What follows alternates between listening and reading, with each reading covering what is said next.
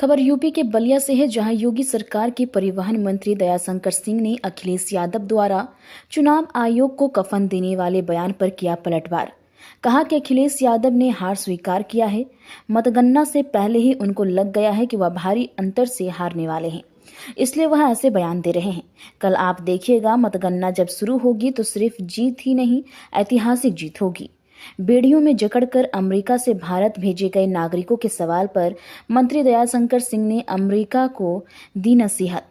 कहा कि अभी कोरोना काल में अमेरिका के व्हाइट हाउस में भारत के पंडितों को बुलाकर शांति पाठ कराया गया था।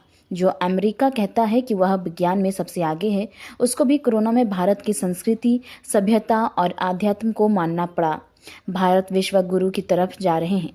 मंत्री दयाशंकर सिंह ने यह बयान बलिया ब्रह्मांडायन मंदिर के परिसर में भूमि पूजन के दौरान दिया।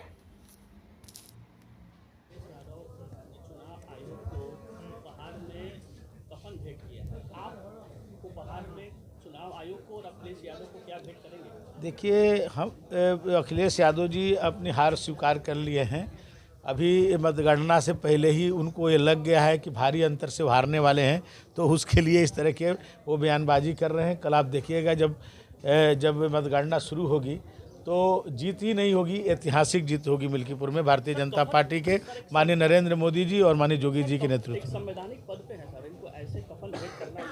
अब देखिए, ये लगातार चुनाव हार रहे हैं और 2014 से माननीय मुख्यमंत्री के रूप में जब ये बने, माननीय नेताजी मुलायम सिंह जी ने इनको जो है मुख्यमंत्री पद पर आसीन किया, उसके बाद से समाजवादी पार्टी लगातार चुनाव हारती जा रही है।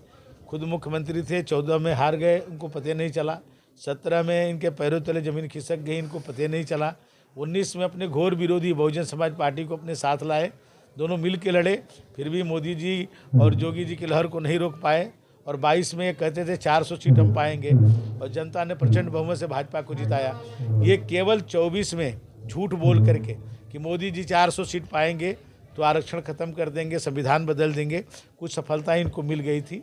और काठ की हांडी लोग कहते हैं ना, गांव में बार बार नहीं चढ़ती है, तो एक बार उनको ये प्राप्त हो गया। जब भी उपचुनाव हुआ पिछले अभी 6 महीना पहले, तो ये कहते थे कि ये 2027 का सेमीफाइनल है, और 9 में से 7 सीटें भाजपा जीती माननीय योगी जी के नेतृत्व में, और 2 सीटों पर उनकी जो है जीत का अंतर को कम कर दिया। 67,000 से खुद जीते थे माननीय अखिलेश जी, और 13,000 पर उनकी पार्टी वहाँ आ गई।